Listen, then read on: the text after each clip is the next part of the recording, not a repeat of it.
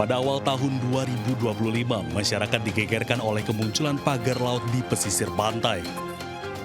Di Tangerang, Banten, pagar laut terbentang sepanjang 30,16 km. Polisi akhirnya menetapkan Kepala Desa Kohot Arsin bin Asip dan 3 orang perangkat Desa Kohot sebagai tersangka atas penerbitan SHGB yang tidak sesuai aturan. Pagar laut juga ditemukan sepanjang 3,3 km di pesisir Desa Segara Jaya, Bekasi, Jawa Barat. Perusahaan swasta pemilik pagar laut tersebut akhirnya membongkar sendiri pagar laut tersebut. PT TRPN juga mendapatkan sanksi administratif lantaran memasang pagar laut ini secara ilegal. Heboh pagar laut juga terjadi di Cilincing, Jakarta Utara, di mana pagar beton sepanjang 3 km ini jadi sorotan. Meski demikian, pemerintah Provinsi Jakarta mengklaim pembangunan pagar laut itu telah kantongi izin dan dilakukan sesuai prosedur. Memang setelah saya cek, izin untuk perusahaan itu sudah lengkap, sehingga kita juga tidak bisa apa-apa, karena memang itu menjadi kewenangan Kementerian KKP. Tetapi yang paling penting, yang menjadi tanggung jawab Jakarta, supaya mereka, para nelayan tidak terganggu untuk mencari nafkah. Terima kasih ya. Keberadaan pagar laut di beberapa wilayah ini menjadi sorotan lantaran berdampak pada aktivitas nelayan di sekitar lokasi. Tim Liputan iNews melaporkan.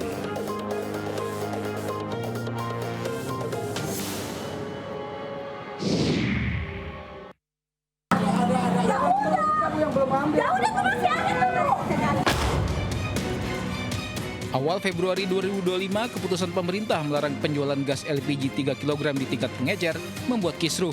Lewat Kementerian Energi dan Sumber Daya Mineral, kebijakan gas 3 kg dijual hanya sampai di pangkalan resmi dibuat agar pendistribusian gas melon lebih tepat sasaran dan mengurangi potensi penyelewengan subsidi. Namun imbas kebijakan mendadak ini, masyarakat tidak lagi bisa membeli gas melon melalui pengecer biasa. Gas melon menjadi langka karena hanya bisa didapatkan di pangkalan atau agen resmi Pertamina. Karena kami lapar, butuh makan, butuh kehidupan, Pak. Saat sidak di pangkalan LPG kawasan Cibodas, Tangerang, Banten, Menteri ESDM Bahlil Lahadalia sampai diprotes warga yang kesal karena tidak juga mendapat gas melon berhari-hari. Bahlil kemudian mengatakan atas perintah Presiden Prabowo Subianto, pengecer gas melon diaktifkan lagi sebagai sub pangkalan yang dikontrol Pertamina. Upaya ini sebagai jalan tengah adanya penolakan sejumlah pihak serta upaya pemerintah menertibkan distribusi. Hanya beberapa hari kebijakan diberlakukan, Presiden Prabowo memanggil Menteri Bahlil ke istana. Presiden akhirnya mencabut kebijakan tersebut usai mencermati kesulitan dan antrean yang dialami warga di sejumlah daerah. Sebenarnya ini bukan kebijakannya dari Presiden untuk kemudian melarang kemarin itu. Nah, tapi melihat situasi dan kondisi, tadi Presiden turun tangan untuk menginstruksikan agar para pengecer bisa dapat berjalan kembali sambil kemudian pengecer itu dijadikan subpangkalan. Tapi udahlah, kesalahan itu nggak usah disampaikan kepada siapa-siapa. Kami Kementerian SDM yang harus mengambil alih tanggung jawab dan memang tanggung jawabnya itu untuk melakukan perbaikan, penataan. LPG 3 kg merupakan program subsidi pemerintah dengan anggaran lebih dari 80 triliun rupiah dengan penerima manfaat lebih dari 40 juta pelanggan. Gas melon ini hanya diperuntukkan bagi kalangan menengah ke bawah atau pelaku usaha kecil dan menengah. Tim Liputan iNews melaporkan.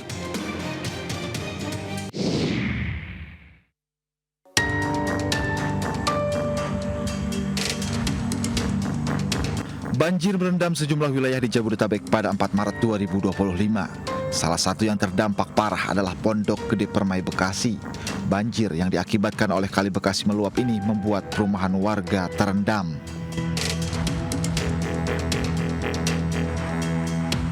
Banjir juga merendam permukiman warga di Kebun Pala, Kampung Melayu, Jakarta. Banjir akibat luapan Sungai Ciliwung ini membuat warga terpaksa menerobos tingginya air agar bisa beraktivitas.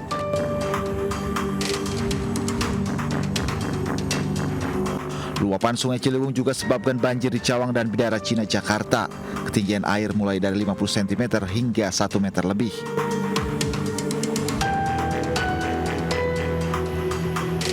Banjir awal Maret 2025 ini membuat sejumlah wilayah Jakarta lumpuh. Banjir ini akibat banjir kiriman dari Bogor dan Puncak yang dilanda hujan deras.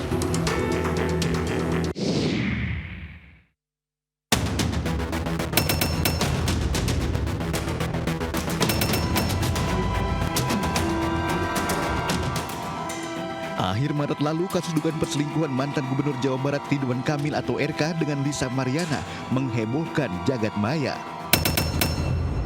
Dalam beberapa keterangannya di media sosial, model majalah dewasa Lisa Mariana mengaku pernah berpacaran dan memiliki anak perempuan dari RK berinisial CA. Tak hanya itu, Lisa juga mengaku pernah mendapat uang 100 juta rupiah dari RK untuk menggugurkan kandungannya. Dianggap mengganggu psikologi serta mencemarkan nama baik keluarga, RK melalui kuasa hukumnya kemudian melaporkan Lisa ke Bareskrim Polri. Lisa dilaporkan atas dugaan penyebaran berita bohong dan pencemaran nama baik. Pihak RK menyatakan semua tuduhan yang dilayangkan Lisa tidak benar. Untuk mengungkap teka-teki siapa ayah kandung anak perempuan Lisa berinisial CA, Bareskrim Polri melakukan tes DNA terhadap RK, Lisa, dan juga CA pada 7 Agustus lalu. Serangkaian pemeriksaan dan analisis DNA antara RK, Lisa, dan CA dilakukan Pusat Kedokteran dan Kesehatan Polri. Hasil tes DNA menunjukkan CA bukan anak biologis RK. Saat pengumuman hasil tes DNA, RK dan Lisa kompak tidak hadir. Keduanya diwakili kuasa hukum masing-masing. Setelah serangkaian penyelidikan yang dilakukan, polisi kemudian menetapkan Lisa sebagai tersangka. Usai ditetapkan sebagai tersangka pencemaran nama baik, Lisa menjalani pemeriksaan di Bareskrim Polri. Kendati berstatus sebagai tersangka, tidak dilakukan penahanan maupun wajib lapor. Polisi menyebut alasan tidak ditahan lantaran kasus menjerat Lisa, ancaman hukumannya di bawah 5 tahun penjara.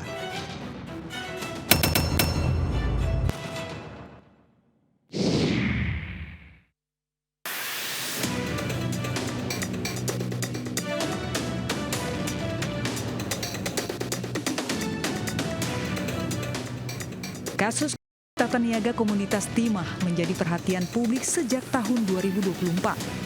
Tak hanya melibatkan nama-nama yang dikenal sebagai public figure, namun yang mencengangkan adalah nilai korupsinya yang merugikan negara hingga 300 triliun rupiah. Dalam kasus besar ini, Kejaksaan Agung menetapkan 21 orang tersangka, termasuk Crazy Rich Helena Lim dan suami public figure Sandra Dewi Harvey Muiz pada Maret 2024.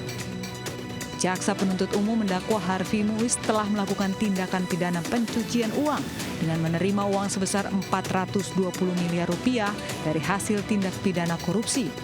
Menjatuhkan pidana kepada terdakwa dengan pidana penjara selama 6 tahun dan 6 bulan. 6,5 tahun yang dijatuhkan hakim kepada Harvey menuai kritikan dari sejumlah pihak. Vonis tersebut dianggap terlalu ringan untuk nilai korupsi yang merugikan negara hingga 300 triliun rupiah. Usai menuai kritik, banding pun diajukan oleh Jaksa Penuntut Umum pada Januari 2025. Pidana kepada yang terdakwa Harvey Muiz dengan pidana penjara selama 20 tahun.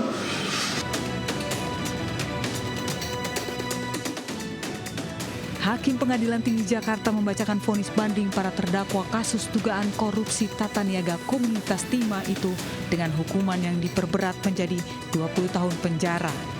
Harvey juga dihukum membayar denda 1 miliar rupiah, subsidi 8 bulan penjara, serta uang pengganti sebesar 420 miliar rupiah.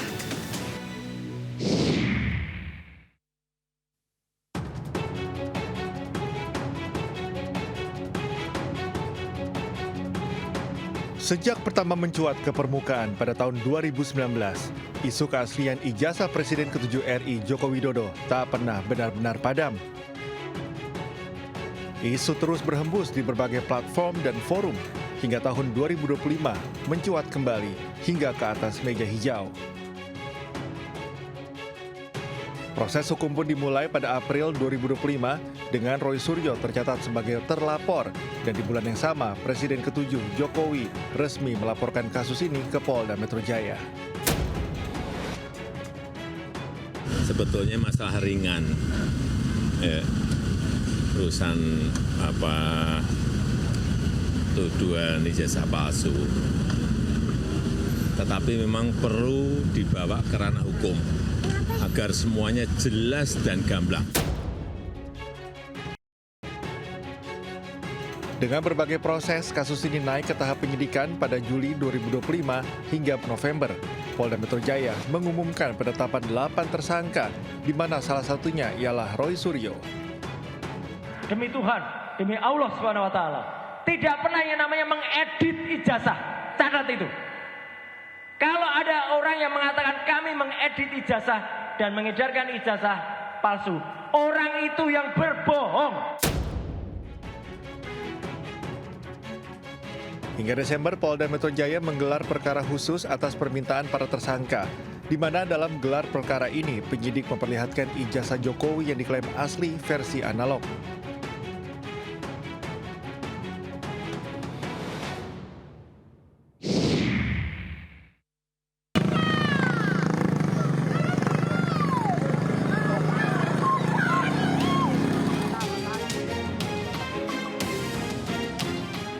Juni 2025, Gunung Lewotobi laki-laki meletus disertai getaran dan dentuman yang kuat, hujan batu dan hujan pasir. Saat itu, Gunung Lewotobi laki-laki berada pada status level 3 atau siaga. Rentan bulan Juli hingga pertengahan Desember, gunung yang terletak di Kabupaten Flores Timur, Provinsi Nusa Tenggara Timur ini beberapa kali meletus. Pada 20 September, Lewotobi meletus hebat. Sebaran abu vulkanik terjadi hingga ke kota Maumere, Kabupaten Sika. Erupsi terjadi hingga sepekan, akibatnya sejumlah kendaraan yang melintas di jalur zona bahaya terpapar abu vulkanik.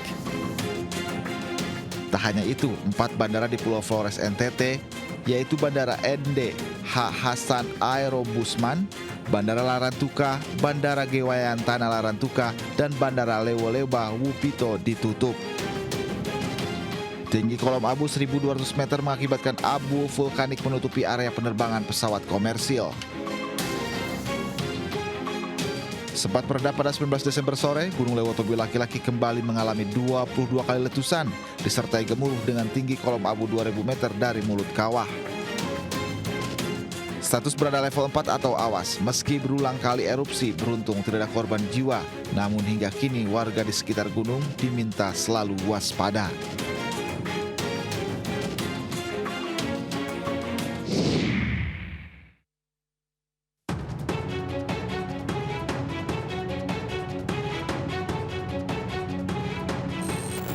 Beras oplosan merupakan campuran beberapa jenis atau kualitas beras yang dijual dengan label menyesatkan.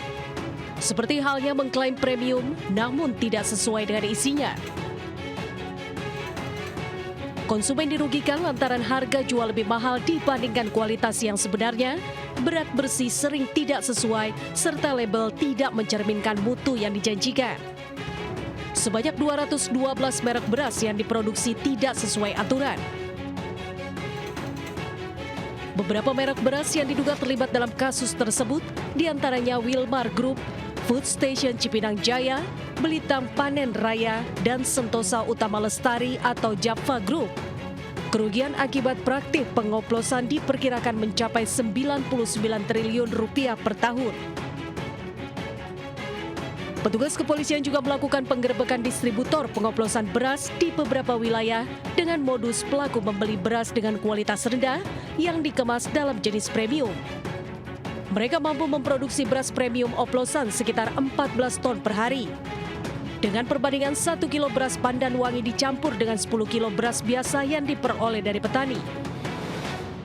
Ada 212 yang ditemukan oleh Satgas Pangan dan Kementerian Pertanian. Kami sudah kirim langsung ke Pak Kapolri, kemudian Satgas Pangan dan Pak Jaksa Agung. Dewan Perwakilan Rakyat ikut menyoroti praktik pengoplosan ratusan merek beras yang ditemukan oleh Kementerian Pertanian bersama Satgas Pangan. DPR menyebut akan mengawasi kabar maraknya beras oplosan dan pihaknya juga meminta pemerintah untuk mengusut tuntas dugaan tersebut sehingga tidak merugikan masyarakat. Tim Liputan iNews melaporkan.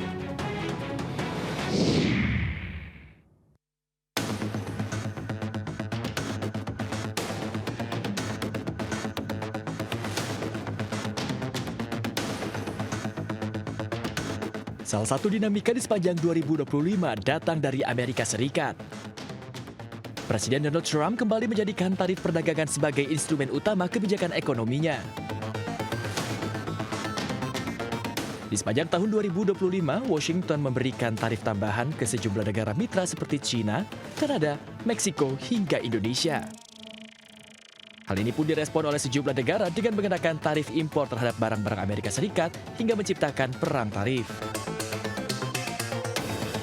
Situasi ini membuat melambungnya ongkos produksi dan harga barang impor, dan membuat dunia usaha menghadapi ketidakpastian berkepanjangan akibat tarik ulur pengenaan tarif impor.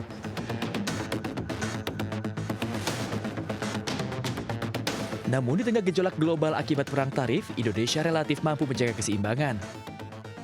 IMF dan World Economic Outlook memprediksi pertumbuhan ekonomi Indonesia mencapai 4,7% hingga akhir tahun. Diversifikasi mitra dagang serta penguatan kerjasama ASEAN dan kebijakan hilirisasi yang diterapkan Indonesia membantu meredam tekanan global akibat perang tarif. Kebijakan makroekonomi pun menjadi kunci dalam menjaga stabilitas pasar dan arus investasi di sepanjang tahun 2025. Sementara memasuki tahun 2026, ketahanan dan kemampuan beradaptasi di tengah ketidakpastian ekonomi global menjadi keharusan bagi Indonesia untuk tetap bertahan.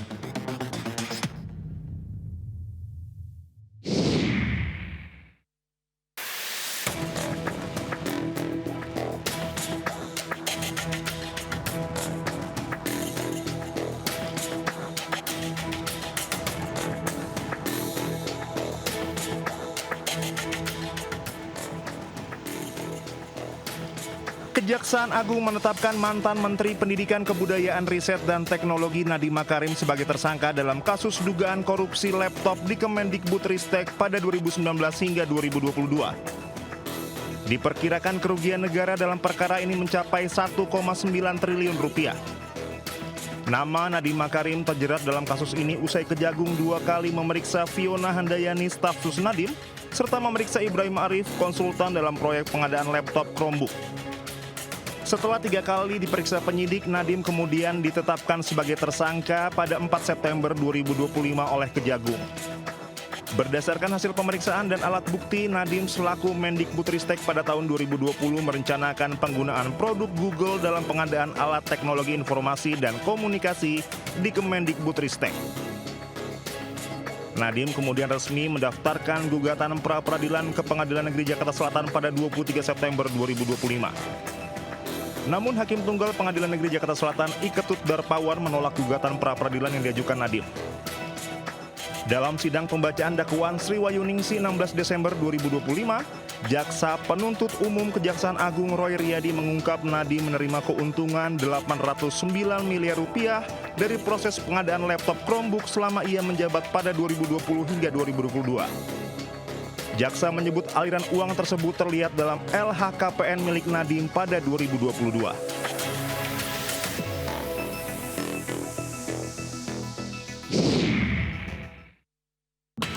16 tahun, apa yang luka?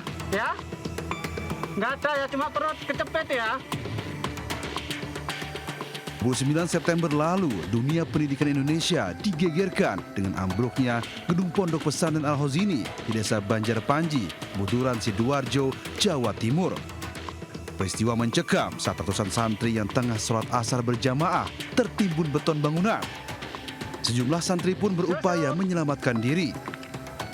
Mereka merangkak sambil membantu rekannya untuk keluar dari bangunan yang ambruk. Proses evakuasi korban berlangsung dramatis lantaran keterbatasan alat berat saat jam pertama kejadian. Berdasarkan data tim DVI Polda Jawa Timur, total korban mencapai 171 orang. Di antaranya, korban meninggal dunia mencapai 67 orang, sedangkan luka-luka sebanyak 104 orang. Peristiwa ini jadi salah satu bencana kegagalan konstruksi paling mematikan. Insiden nahas ini terjadi diduga dipicu oleh kegagalan konstruksi pada lantai 4 gedung yang sedang dalam proses pengecoran. Struktur bangunan diduga tidak kuat menahan beban pengecoran lantai atas yang dilakukan sesaat sebelum kejadian. Polisi telah menaikkan kasus ini ke tahap penyidikan. Penyidik menjerat pasal 359 dan 360 KUHP tentang kelalaian yang menyebabkan kematian dan luka berat, serta Undang-Undang Nomor 28 Tahun 2002 tentang bangunan gedung. Pada 11 Desember lalu, pemerintah resmi mulai pembangunan ulang gedung Ponpes dengan anggaran senilai 125 miliar rupiah melalui dana APBN. Proyek ini ditargetkan rampung pada Juni 2026 mendatang. Tim Liputan iNews melaporkan.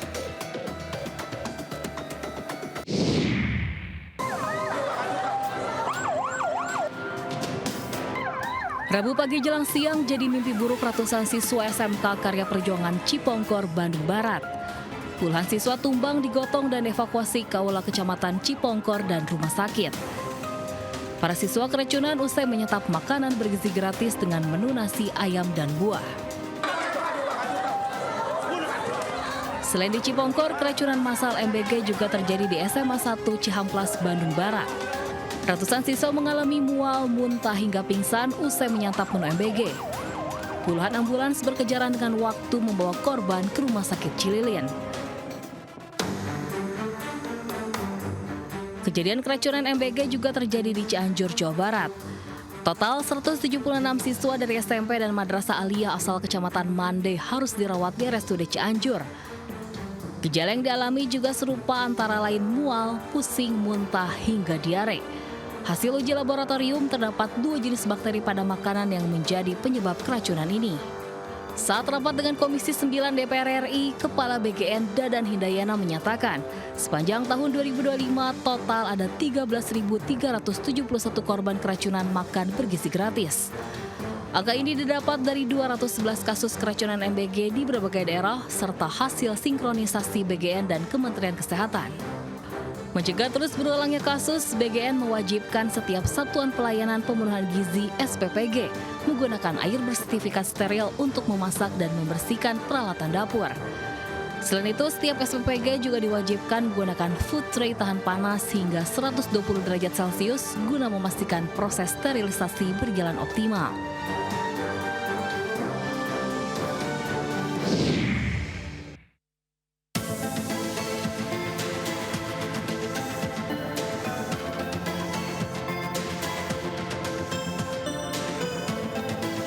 Menteri Keuangan Purbaya Yudi Sadewa menggelontorkan 200 triliun rupiah kepada bank-bank negara atau Himbara. Kucuran dana fantastis ini bertujuan mendorong penyaluran kredit ke sektor real sehingga aktivitas perekonomian meningkat. Meskipun awalnya Direktur Utama Bank mengaku tak sanggup mengalokasikan dana sebesar ini, namun kebijakan ini jalan terus. Purbaya tegas memberantas praktik impor pakaian bekas ilegal. Ia melarang barang bekas dari luar negeri masuk tanpa izin resmi. Apalagi dijual baik di pasar maupun platform digital. Bisnis thrifting ini dinilai merugikan negara dan industri lokal. Purbaya juga kerap melakukan inspeksi mendadak kepada anak buahnya. Ia bahkan mengultimatum para pegawai Kementerian Keuangan agar jujur dan disiplin dalam bekerja. Ia pernah mengancam akan memecat pegawai Bea Cukai yang diduga kerap nongkrong di kafe saat jam kerja. Selain itu, Purbaya juga rutin menelepon layanan kering pajak untuk mengetahui kualitas dan kecepatan pelayanan. Purbaya kemudian membuat hotline Lapor Pak Purbaya untuk menerima pengaduan masyarakat. Yang tak kalah jadi sorotan, Purbaya menunda kenaikan cukai rokok hingga tahun 2026. Ia ingin fokus pada pemberantasan rokok ilegal untuk menjaga penerimaan, memulihkan industri hasil tembakau dan meningkatkan lapangan kerja. Selain kebijakannya yang out of the box, gaya koboi blak-blakan terkesan santai namun tegas juga kerap mendulang perhatian publik.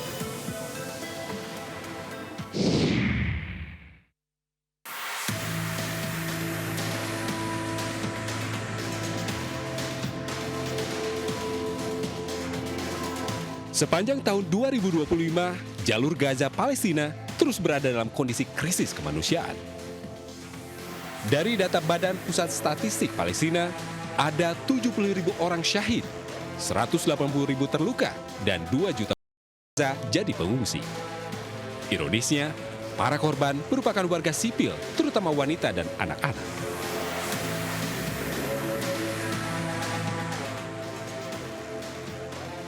Menurut PBB, 81% dari seluruh bangunan di Gaza telah rusak.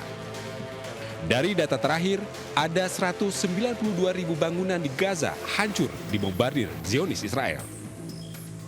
Penjajah Israel secara sistematis menghancurkan fasilitas vital seperti rumah sakit, sekolah, rumah ibadah, dan pemukiman warga.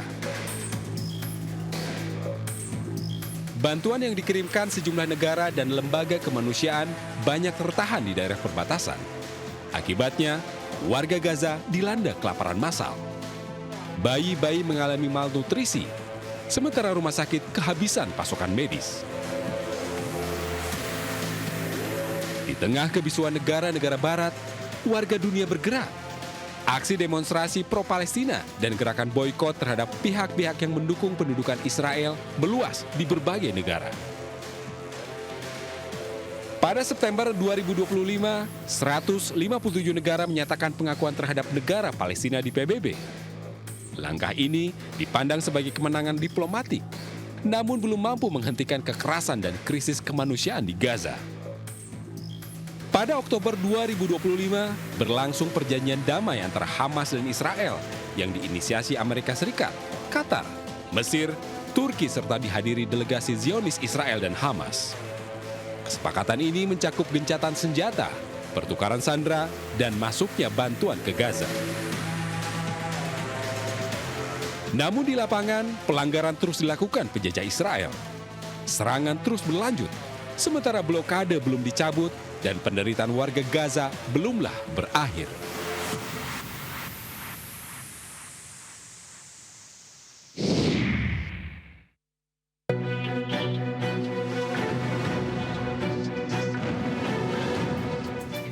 Pasca beroperasi, proyek kereta cepat Jakarta-Bandung atau WUS menyisakan utang dengan nilai fantastis mencapai 116 triliun rupiah. Utang ratusan triliun itu tak hanya menjadi beban bagi konsorsium BUMN yang terlibat, namun juga membuat pemerintah pusing 7 keliling. Hingga saat ini segala skema pembayaran tengah digodok, termasuk restrukturisasi utang yang akan diajukan Danantara bersama Menteri Keuangan Purbaya dan Menko Infrastruktur Agus Harimurti Yudhoyono ke Cina. Kalau emang kita harus terlibat, saya mau lihat termnya seperti apa. Jadi mengamankan term buat kita juga, buat pemerintah Indonesia juga. Berarti ada peluang pakai APBN, Pak? Peluang pakai APBN tetap ada ya, Pak? Saya nggak tahu, nanti kita lihat negosiasinya seperti apa. Sebelumnya, Ketua Dewan Ekonomi Nasional Luhut Binsar Panjaitan juga menekankan pentingnya restrukturisasi utang proyek WUS. Melalui restrukturisasi ini, maka jangka waktu pembayaran utang mungkin akan diperpanjang sehingga beban keuangan menjadi lebih ringan. Sementara itu, Chief Operating Officer Danantara menjanjikan persoalan utang proyek WUS akan segera rampung. Danantara menargetkan kesepakatan solusi akan selesai di penghujung tahun 2025. Mengenai hutang dalam pembangunan, ya ini hutang dalam pembangunan ya, karena pembangunannya kan equity-nya terbatas, tapi sisanya hutang. Ini akan kita pelajari dan kita negosiasikan untuk memberikan manfaat terbanyak untuk kita. Diresmikan Joko Widodo akhir 2023, proyek kereta cepat Jakarta-Bandung menelan anggaran hingga 118,37 triliun. 2 tahun beroperasi, namun belum mendatangkan laba. Kini negara malah terjerat utang kepada Cina. Tim Liputan, iNews melaporkan.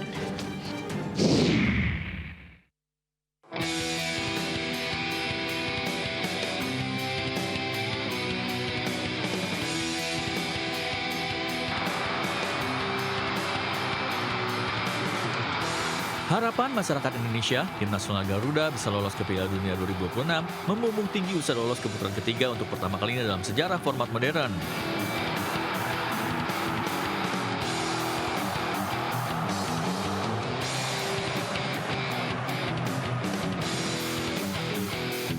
Ini menjadi bukti berhasilnya proyek naturalisasi pemain dan tangan dingin racikan Sinteyong yang membuat Indonesia kini sejajar dengan raksasa Asia.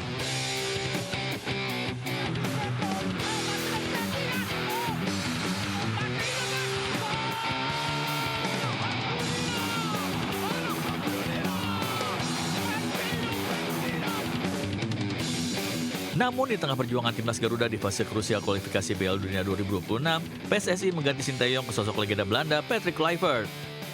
Muncul pro kontra dari penggemar sepak bola tanah air. Apakah ini sebuah solusi atau justru butuh adaptasi lagi untuk transisi? Apalagi laga pertama Kluivert berjalan buruk saat Indonesia dibantai Australia 5-1.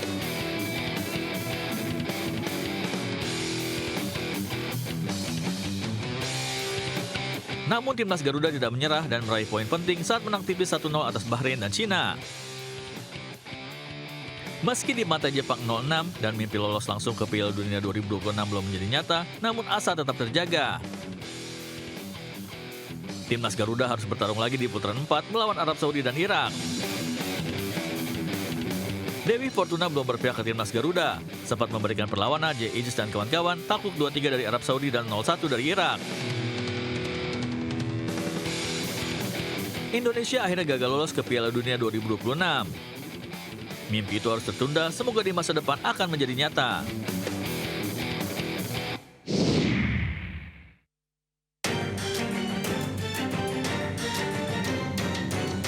Ibu kota Nusantara menjadi sorotan di tahun 2025 ini. Media internasional sempat menyebut IKN akan menjadi kota hantu. Isu ini diperkuat dengan pemotongan anggaran IKN oleh pemerintah.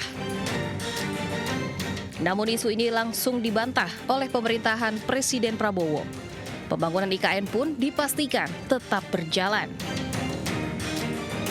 Tak hanya isu kota hantu, IKN pun sempat membara saat kebakaran terjadi di salah satu gedung yang sedang dibangun pada Oktober 2025. Meski tak ada korban jiwa, namun keamanan bangunan di IKN menjadi sorotan. Selain itu, isu prostitusi marak di IKN menuai reaksi publik. Kepala Otorita IKN Basuki Hadi Mulyono pun buka suara dan memastikan sudah tidak ada lagi prostitusi di IKN. Meski diterpa sejumlah isu, namun pembangunan IKN terus berlanjut. Kepala Staf Kepresidenan M. Kodari menegaskan IKN akan menjadi ibu kota politik Indonesia. Fasilitas 3 pilar utama kenegaraan pun harus sudah siap pada 2028. Saat ini sejumlah pegawai kementerian dan lembaga sudah mulai menetap di IKN. Badan Pusat Statistik mencatat penduduk IKN didominasi Gen Z dengan 27,20% dan diikuti oleh generasi milenial sebanyak 23,53%. Sementara pada tahun 2025, penduduk IKN didominasi oleh penduduk usia produktif dengan proporsi sebesar 67,91%. Sementara saat ini total penduduk di IKN mencapai 147.427 jiwa. Saat ini kantor wakil presiden di kawasan inti pusat pemerintahan sudah selesai dibangun. Masjid Nusantara dan Basilika Nusantara juga terus dikebut pembangunannya. Sementara jalan tol IKN diuji coba mulai 20 Desember 2025 hingga 4 Januari 2026.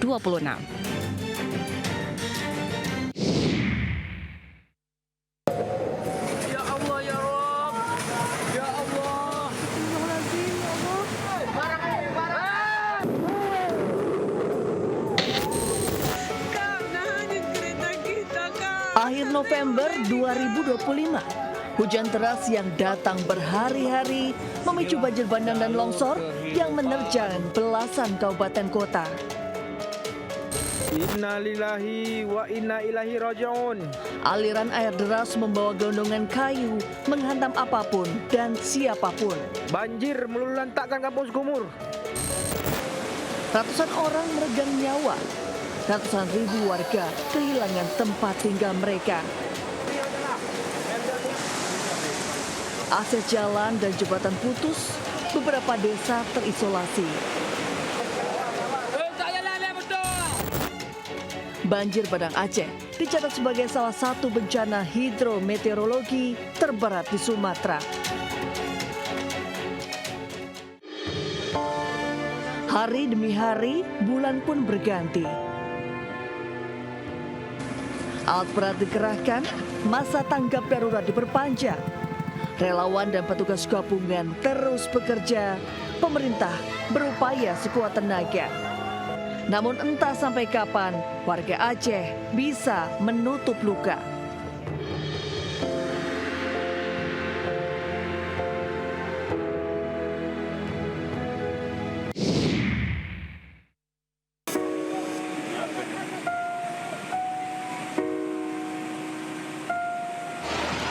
Rangkaian bencana hidrometeorologi menerjang wilayah utara dan tengah Pulau Sumatera pada akhir November 2025.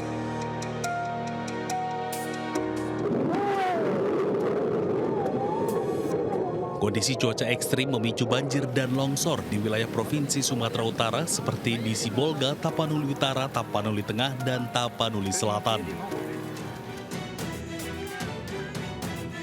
Tingkat kehancuran yang masif diduga hasil dari kombinasi cuaca buruk dengan kerentanan ekologis akibat degradasi hutan di wilayah hulu.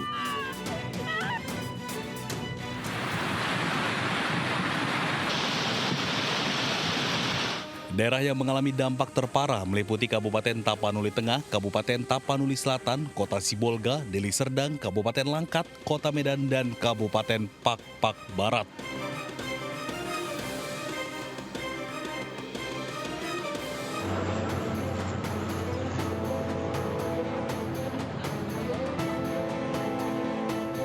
Pasca bencana, para penyintas bencana banjir dan longsor di Sumatera Utara membutuhkan banyak bantuan 9 bahan pokok, hunian sementara hingga air bersih serta sanitasi. Terima kasih atas kepeduliannya.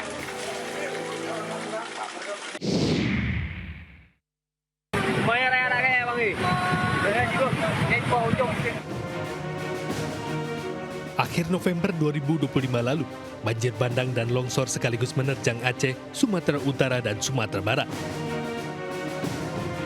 Banjir tidak hanya membawa limpahan air dan lumpur, ribuan gelondongan kayu ikut hanyut menghantam rumah penduduk. Tiba-tiba datang banjirnya, nggak bisa diselamatkan apa-apa. Dikirain banjir biasa, ternyata bawa kayu-kayu. 52 kabupaten dan kota di 3 provinsi porak-poranda akibat banjir bandang dan tanah longsor. Data BPBD 23 Desember 2025, korban meninggal dunia di Sumatera Barat mencapai 259 orang dan 175 orang hilang. Tim SAR gabungan TNI, Polri, dan relawan bahu-membahu membantu korban. Proses evakuasi bukan hal yang mudah. Tim harus berjibaku dengan medan yang tak mudah dijangkau. Selain itu, bantuan makanan dan kebutuhan pokok terpaksa didistribusikan menggunakan tali untuk menyeberangi sungai di Kabupaten Padang Pariaman, Sumatera Barat. Pendistribusian logistik dilakukan lantaran jembatan gantung yang menjadi akses satu-satunya warga setempat putus akibat banjir bandang. Sementara itu, puluhan personil TNI bersama warga bergotong royong membuat jalan darurat di kawasan Batu Buso, Kecamatan Pau, Kota Padang. Jalan darurat dibuat dari batu sungai sepanjang 50 meter dan jadi satu-satunya akses menuju permukiman warga. Sebelumnya banjir bandang susulan membuat akses jalan lumpuh total. Warga pun harus berjalan melewati tebing dengan menggunakan tali.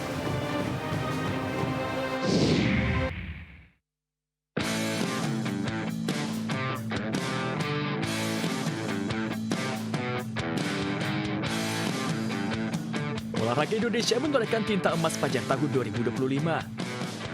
Prestasi gemilang atlet-atlet merah putih bergaung keras di panggung internasional. Puncaknya terjadi di SEA Games 2025 Thailand. Diperkuat 1.021 atlet yang diterjunkan ke 49 cabang olahraga. Perjuangan kontingen merah putih menjadi simbol dedikasi, pengorbanan, dan kebanggaan bangsa. Indonesia menutup kompetisi di posisi runner-up klasemen akhir dan berhasil membawa pulang total 333 medali, 91 emas, 112 perak, dan 130 perunggu.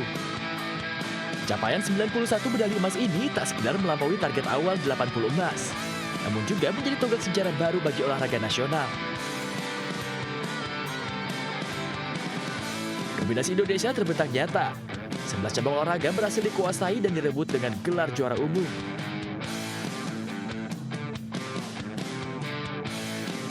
Dari cabang-cabang andalan, salah satunya bulu tangkis. Tradisi emas kembali terjaga ditopang kedalaman atlet dan kualitas pembinaan yang solid. Atletik tampil sebagai lumbung emas tim Indonesia. Mengkoleksi 9 emas, 5 perak, dan 6 perunggu. Sejarah baru pun terukir. Hoki es, bola basket 3 lawan 3, serta futsal putra untuk pertama kalinya mempersembahkan medali emas bagi Indonesia. Sedikitnya 5 rekor berhasil diciptakan atau dipecahkan atlet Indonesia di Thailand. Salah satunya datang dari lifter muda andalan Rizky Juliansyah. Emas yang diraihnya disertai sebuah pencapaian luar biasa, memecahkan rekor dunia angkat besi.